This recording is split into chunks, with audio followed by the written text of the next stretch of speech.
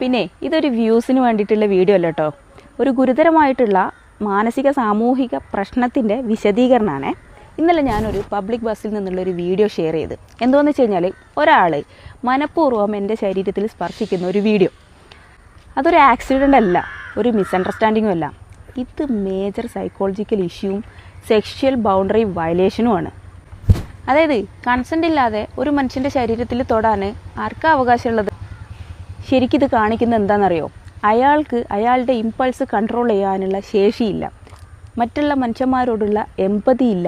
ഇതിനൊക്കെ അപ്പുറത്ത് ആരും എന്നെ ഒന്നും ചെയ്യില്ല എന്നുള്ളൊരു മറ്റേടത്തെ വിചാരമില്ലേ, അതും കൊണ്ടാണ്. എന്താണെന്ന് വെച്ചാൽ ഞാൻ ഈ ഫസ്റ്റ് എൻ്റെ മുന്നിൽ നിൽക്കുന്ന ഒരു പെൺകുട്ടിക്കുള്ള ഡിസ്റ്റർബൻസ് കണ്ടിട്ട് എൻ്റെ ഫോണിൽ വീഡിയോ ഓണാക്കി ഇങ്ങനെ പിടിച്ചു. ഈ വീഡിയോ ഓണാക്കിയത് അയാൾ കണ്ടിട്ടുണ്ട്. അയാളത് കണ്ടുകൊണ്ടിരിക്കെ തന്നെ അയാൾ കുറച്ച് നേരം അങ്ങനെ നിന്നു, വേറെ കുഴപ്പമൊന്നുമില്ല. കുറച്ച് കഴിഞ്ഞപ്പോൾ അയാളത് പിന്നെ റിപ്പീറ്റ് ചെയ്തുകൊണ്ടിരിക്കുക. അതിൽ നിന്ന് എന്താ മനസ്സിലാക്കുന്നത്? വീഡിയോ എടുത്താലും എനിക്ക് പ്രശ്നമില്ല, എങ്ങനെയായാലും പ്രശ്നമില്ല, ഞാൻ ചെയ്യാനുള്ളത് ചെയ്തുകൊണ്ടിരിക്കും എന്നുള്ളത്. ഇത് കാണിക്കുന്നത് ഇയാളിതൊരു പാറ്റേണായിട്ട് കണ്ടിന്യൂ ചെയ്യുന്നുണ്ട് എന്നുള്ളതാണ്. എന്ന് വെച്ച് കഴിഞ്ഞാൽ അയാളുടെ ബിഹേവിയറിൽ നല്ല പ്രശ്നമുണ്ട്. ഇതൊരു മെയിലിൻ്റെ നോർമൽ ബിഹേവിയർ അല്ല, ഇൻസ്റ്റിങ്ക്റ്റും അല്ല, ടെംപ്റ്റേഷനും അല്ല, പിന്നെന്താ? അൺകറക്റ്റഡ് ബിഹേവിയറാണ്.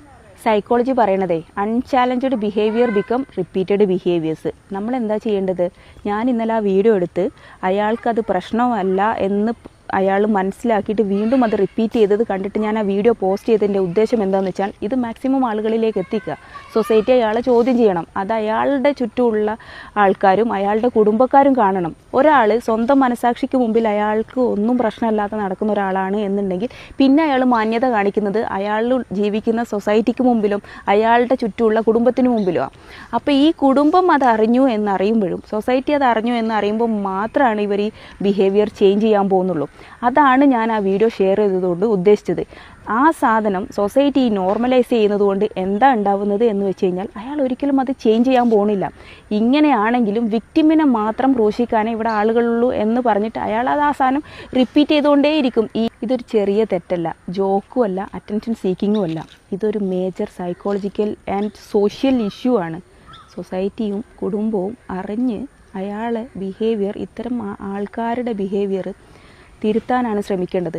എനിക്കിപ്പോൾ ഈ വീഡിയോ കണ്ടിട്ട് ഇതിൻ്റെ റിയാക്ഷനും ഇതിൻ്റെ റെസ്പോൺസൊക്കെ കണ്ടിട്ട് തോന്നുന്നതേ ഇയാളേക്കാൾ ഭയങ്കര കൗൺസിലിംഗ് കൊടുക്കേണ്ടത് നമ്മുടെ സൊസൈറ്റിക്കാണ്.